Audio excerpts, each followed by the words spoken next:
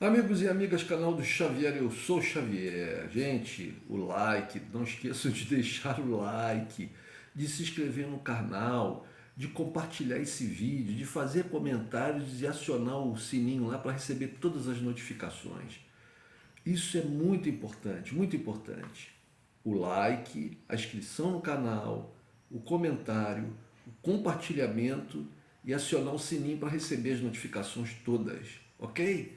Vamos chegar a 1000, precisamos chegar a 1000 inscritos para a gente poder fazer lives, entrevistas e outras coisas. Valeu, meus amigos? Por favor, chamem pessoas amigas e peçam para que elas se inscrevam no canal para dar essa força para a gente aí. Valeu? Gente, vou fazer um resumozinho aqui das notícias de sexta para sábado. Então, país de Bolsonaro e de bolsonaristas são uma coisa assim que até assusta, né? Mas vamos lá. O Zema, lá em Minas Gerais, o Bolsonaro está tentando tudo em Minas Gerais, porque Minas Gerais é um estado muito importante para se vencer uma eleição no Brasil. Isso tem sido verificado nas últimas eleições, então a luta está bastante forte. Mas o Zema não consegue reunir os prefeitos do norte de Minas, que o Bolsonaro esperava que ele reunisse, e isso irritou. Eles foram num evento lá, mas um eventozinho assim, mequetrefe, né? Mequetrefe. A notícia diz assim, eu estou lendo aqui a notícia do Brasil 247, dizendo assim, Bolsonaro incumbiu o Zema de reunir número expressivo de prefeitos da região, mas da grande maioria desses prefeitos, Zema escutou, ouviu que não iriam se encontrar com o ocupante do Planalto. Jair Bolsonaro está irritado com o governador de Minas Gerais, Romeu Zema, precisando virar mais de 6 milhões de votos de diferença para o ex-presidente candidato Luiz Inácio Lula da Silva. No segundo turno, Bolsonaro tem depositado seu futuro nas mãos do governador mineiro. Mineirinho fala pequenininho, mas age muito, mas o Zema não está conseguindo agir não.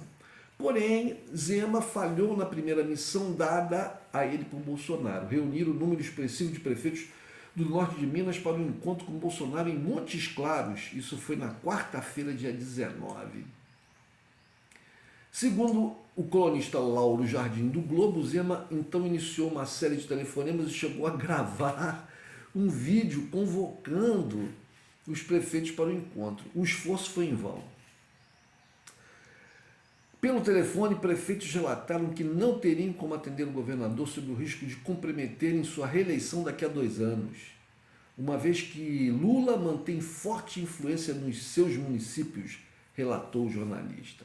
Ou seja, a coisa não está muito boa lá para Jair Bolsonaro. Ao se deparar com um auditório esvaziado, Bolsonaro não escondeu a irritação e deixou o encontro no norte de Minas sem cumprir a previsão de falar com a imprensa. Acrescentou lá o Jardim. É isso. Pior para o Bolsonaro. Né? Pior para o Bolsonaro. Agora uma coisa não muito boa. Vereador pro lado aqui do Lula, né? Porque eu sou Lula. Esse canal aqui é um canal de esquerda. E eu sou Lula. Lula, para ficar bem claro. Não escondo o jogo de ninguém, tá? Não escondo o jogo de ninguém. Vereador bolsonarista agride Leonel Rade em Porto Alegre. A violência teve início quando o deputado estadual eleito pelo PT realizava monitoramento de entrega de material de campanha ilegal no centro da cidade. Isso foi uma coisa horrorosa. Né? Um vereador, um outro vereador, porque o Leonel Rade foi eleito deputado. Um vereador de nome Bobadra, do PL, um cara grande, bem maior pelos vídeos, vocês depois procurem aí os vídeos, vou deixar o link na descrição, eu deixo o link para acessar esse vídeo da agressão que sofre o deputado Leonel Rade, né, que é do PT do Rio Grande do Sul. Ele foi eleito deputado estadual, ele era vereador. Ele foi agredido pelo vereador bolsonarista Alexandre Bobadra, do PL de Porto Alegre, nesta sexta-feira, dia 21. A violência teve início quando Rade e colegas realizavam monitoramento de entrega de material de campanha ilegal no centro da cidade. confiscando os materiais que não possuíam CNPJ e não estavam de acordo com a lei eleitoral. Foram na barraca, numa das barracas era a barraca desse Bobadra. Eles foram e confiscaram o material e esse cara veio, apareceu lá e alguém deve ter ligado, ele não estava ali no momento, mas ele chegou logo depois e foi para cima para agredir. Mas aí foi chamada a polícia, chegou a agredir o deputado, que inclusive é policial. O Leonel Hadi é policial. Mas ele chegou a agredir o deputado, mas foi acionada a polícia e foi todo mundo para a delegacia. É um absurdo, isso é bem típico dos bolsonaristas, esse tipo de violência, de agressividade.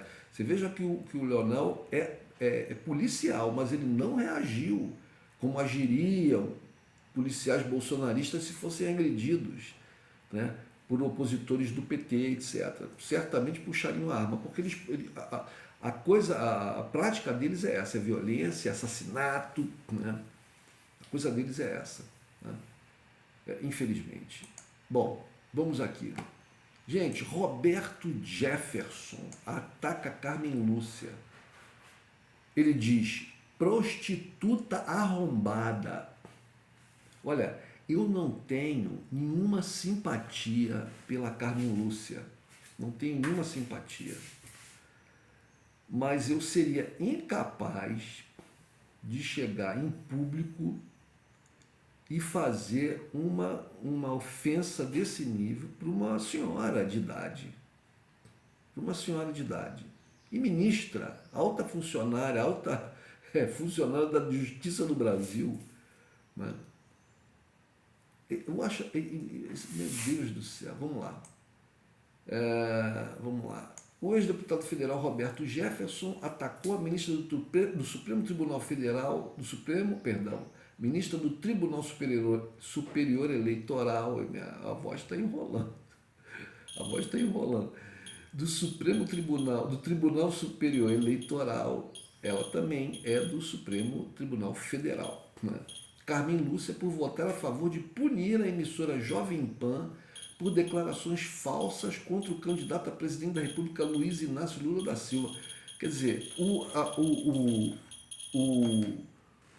a Jovem Pan, essa rádio de quinta categoria, né, que fabrica e repercute mentiras, fake news, falsas informações, pega condenada e o Roberto Jefferson xinga, né, de palavras de baixíssimo calão a ministra por ela ter votado de acordo com a lei. Aí vamos continuar aqui, porque ele não parou, ele fala o seguinte, fui rever, palavras do Roberto Jefferson, fui rever o voto da bruxa de Blair, da Carmen Lúcifer, na censura prévia à Jovem Pan. E não dá para acreditar, disse o parlamentar. Lembra mesmo aquelas prostitutas, aquelas vagabundas arrombadas que viram para o cara e dizem, benzinho no rabinho é a primeira vez. Ela fez pela primeira vez, abriu mão da inconstitucionalidade pela primeira vez. Bruxa de Blair é podre por dentro e horrorosa por fora. Gente, ele tem que ser trancafiado numa cadeia de segurança máxima, não pode sair mais.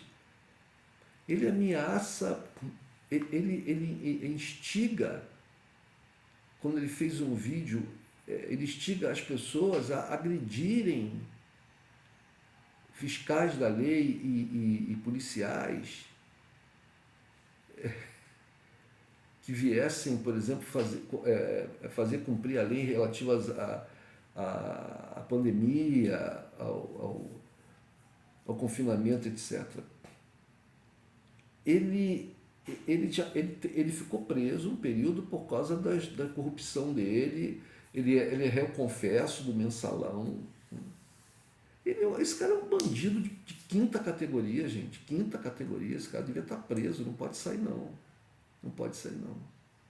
O TSE determinou na última segunda-feira, dia 17, que a Jovem Pan conceda 3 direitos de resposta ao PT por divulgação de ofensas e fatos sabidamente inverídicos contra o candidato Luiz Inácio Lula da Silva. Simples, simples assim. É uma coisa tão tenebrosa, gente, tão tenebrosa. Eu vou até, gente, eu vou mostrar para vocês aqui. Vocês vão ver aqui o que ele falou. Eu tô indignado, não consigo. Fui rever o voto da Bruxa de Blair, da Carmen Lúcifer, na censura prévia, a Jovem Pan. Olhei de novo, não dá para acreditar. Lembra mesmo aquelas prostitutas, aquelas vagabundas, arrombadas, né? Aí que viram o cara e dizem, ei, benzinho, um rabinho, cadê o rabinho? É a primeira vez. É a primeira vez. Ela fez pela primeira vez. Ela abriu mão da inconstitucionalidade pela primeira vez. Ela diz assim, é inconstitucional, censura prévia, é contra a súmula do Supremo, mas é só dessa vez, benzinho. Bruxa de Blair é podre por dentro e horrorosa por fora. Uma bruxa.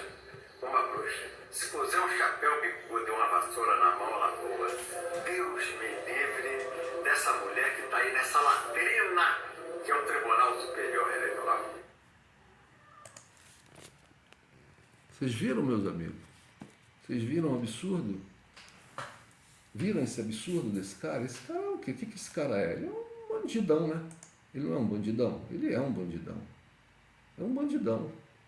É um bandido de quinta qualidade. E precisa ser contido, porque precisa ser contido. A mentira do... Abri aqui uma propaganda com a mentira do Bolsonaro, que pegou a obra do Lula, fez 1% da obra e diz que a obra é dele. É um canalha de quinta categoria, né, gente? É um canalha de quinta categoria. Bom, vamos lá, vamos seguir aqui, gente, para as notícias desse finalzinho de semana aí, né? Vamos seguir aqui para os horrores daí. Bom, Marina Silva critica a Assembleia de Deus por nota contra Elisiane Gama após apoio a Lula.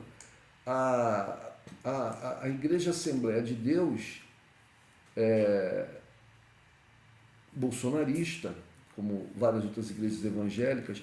Eu realmente me intrigo como pessoas com alguma claridade mental, como Marina Silva, não é à toa que está apoiando Lula, mas ainda permanece nessa igreja. Não sei, vamos lá. Marina Silva, recém-eleita por São Paulo para o cargo de deputada federal pela Rede de Solidariedade, gravou um vídeo divulgado em suas redes sociais, no qual criticou a Assembleia de Deus, igreja a qual pertence, pela nota de repúdio emitida pela instituição contra a senadora Elisiane Gama, também fiel da instituição, após a declaração pública desta de apoio à candidatura de Luiz Inácio Lula da Silva. Quer dizer, a igreja, ela emite uma nota de repúdio a um fiel por ele ter escolhido um candidato. Cara, que mundo é esse? A perseguição contra os cristãos começou dentro da igreja, disse Marina. Me entristece muito ver que a denominação da qual faço parte, a Assembleia de Deus, aprovou uma nota de repúdio desqualificando e questionando a fé e o compromisso com Deus da senadora Elisiane Gama, pelo simples fato dela ter declarado o seu apoio político à candidatura de Lula.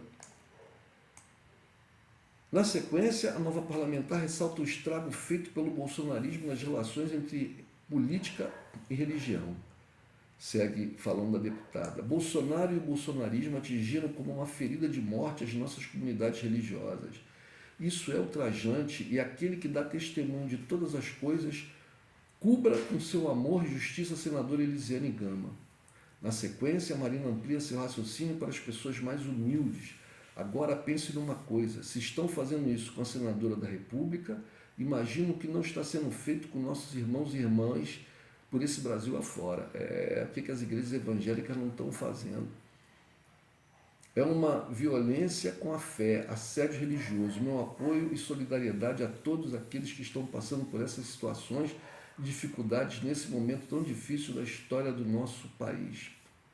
Pois é, gente, é isso aí. Bom, vamos continuar aqui, porque a semana tá triste, né? A semana tá triste. Mas vamos continuar. Esse aqui não é o meu... Vamos ver aqui na notícia aqui em mais um canal aqui, mais uma mídia. Vamos ver o que está acontecendo. Vamos ver aqui no vamos ver aqui no jornalzinho Extra, uma notícia aqui também bastante interessante. Deixa eu só conseguir me posicionar aqui, gente, que é o seguinte. É um corte que o governo Bolsonaro implementou aí contra a educação. A educação vem recebendo pancadas violentíssimas do governo Bolsonaro, né? E as universidades federais estão assim no osso, no osso. Vocês devem ter visto que o Guedes está com um plano de achatamento brutal do salário mínimo, das aposentadorias e das pensões, não as corrigindo mais pela inflação, né? O salário mínimo que vinha no governo Lula, Dilma, vinha recebendo aumentos acima da inflação, deixou de receber aumentos acima da inflação nos 4 anos de Bolsonaro, né? O aumento é só da inflação, e agora ele está com um projeto, o posto Ipiranga do Bolsonaro, o ministro da Economia do Bolsonaro, que vai continuar num possível segundo mandato de Bolsonaro, ele mesmo já afirmou isso. Ele está com um plano de reajuste do salário mínimo, das pensões e das aposentadorias abaixo da inflação. Isso quer dizer, gente, que em pouco tempo, né, quando o governo Bolsonaro terminar, as pessoas aposentadas, pensionistas e que recebem salário mínimo vão estar recebendo muito menos do que recebiam no início do governo dele, do segundo mandato, sem dizer do primeiro mandato. Um achatamento brutal da renda dos mais pobres. Brutal. Bom, esse governo não tem dó nem piedade, nem com os mais pobres e nem com a educação, e nem com a ciência e tecnologia. Né? Eles, na verdade, eles não têm, eu acho que eles nem entendem o que é isso. Nem entendem o que é isso. Eles nem entendem o que é isso, porque são pessoas tão imbecilizadas, é o que a gente vê, as pessoas do governo Bolsonaro e todos aqueles que seguem Bolsonaro. Você que é bolsonarista, pelo amor de Deus, olha com quem você anda, bote a mão na consciência, preste atenção, são monstros, imbecis, monstros imbecis. O Brasil tem que se livrar disso,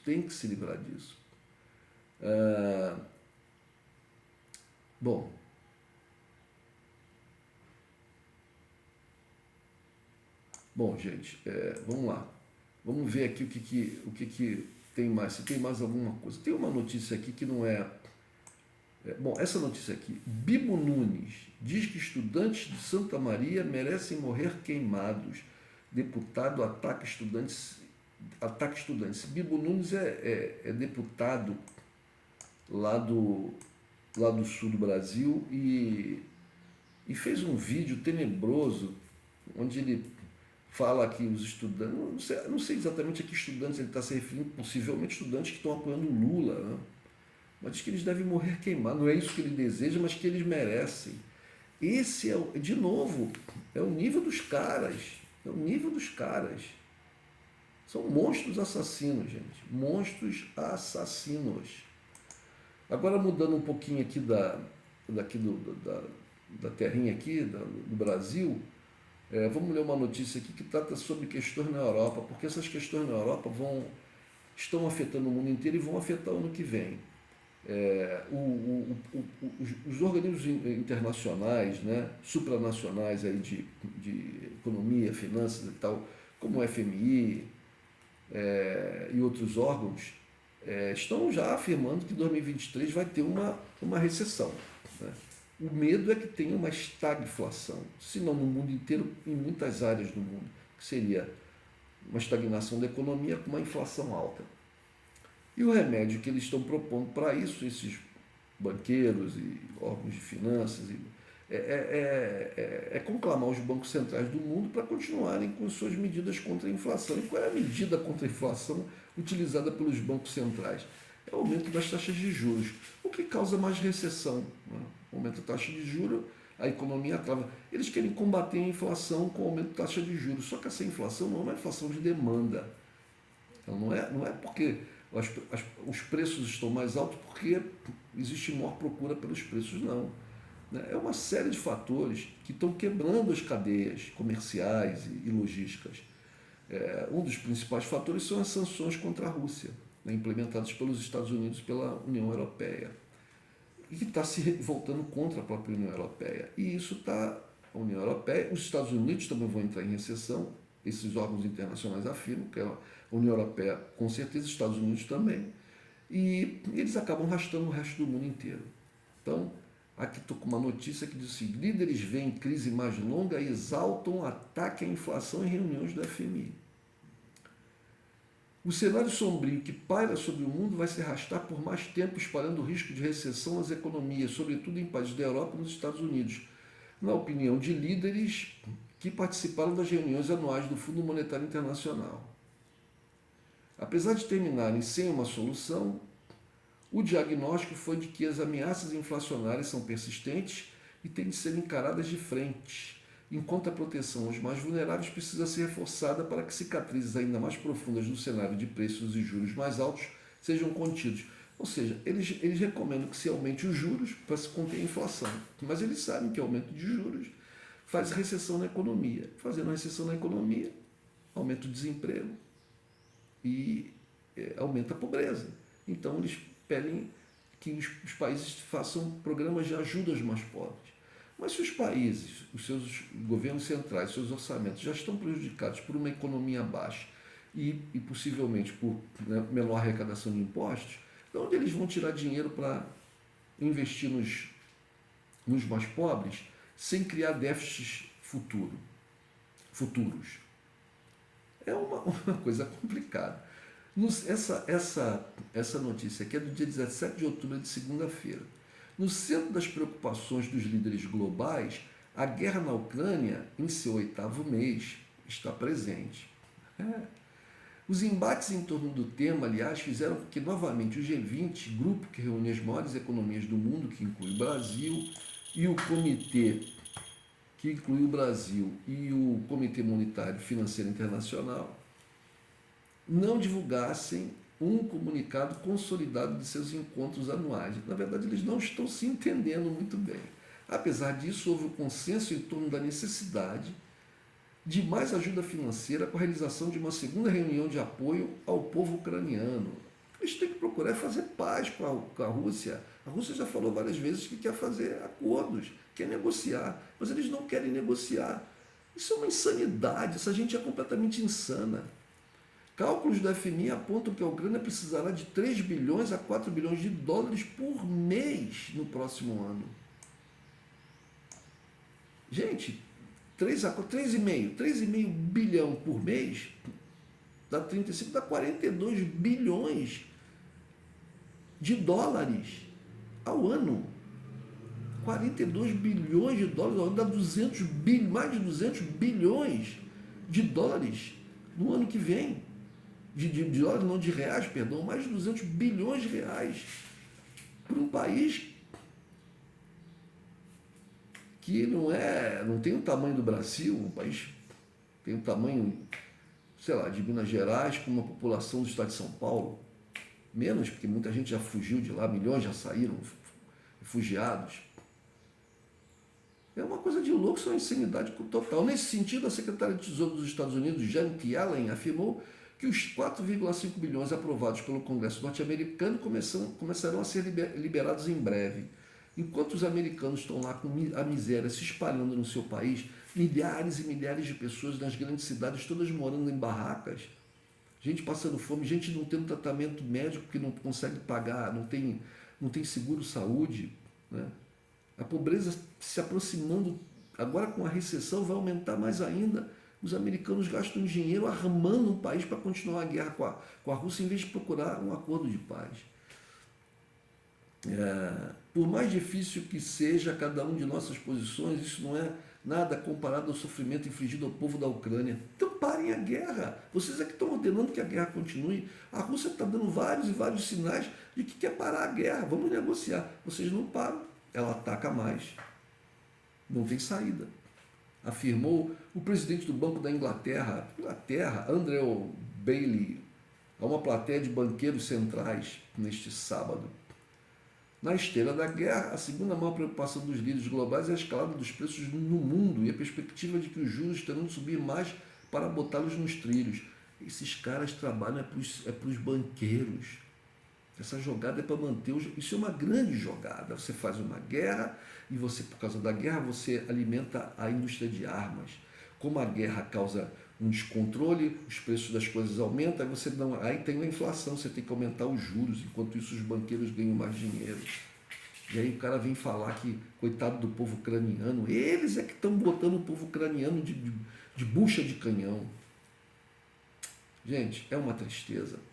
Aqui no Brasil, a gente tem que tomar uma atitude no dia 30, é votar em Lula para expulsar Bolsonaro daqui, essa corja de imbecis ignorantes, e fazer o Brasil um país independente no cenário internacional, né? Que a gente não fique atrelado aos interesses norte-americanos, submetido aos interesses norte-americanos, que a gente não se renda a essa sujeição que os europeus, né, se auto-infligem em relação aos Estados Unidos. Que, por outro lado, também a gente não seja, não fica aí completamente à mercê dos interesses dos chineses. A gente tem que ser independente, fazer acordo com todo mundo, fazer negócio com o mundo inteiro, né? Mas tem que ser independente. E para isso, Lula presidente. Um abraço, gente.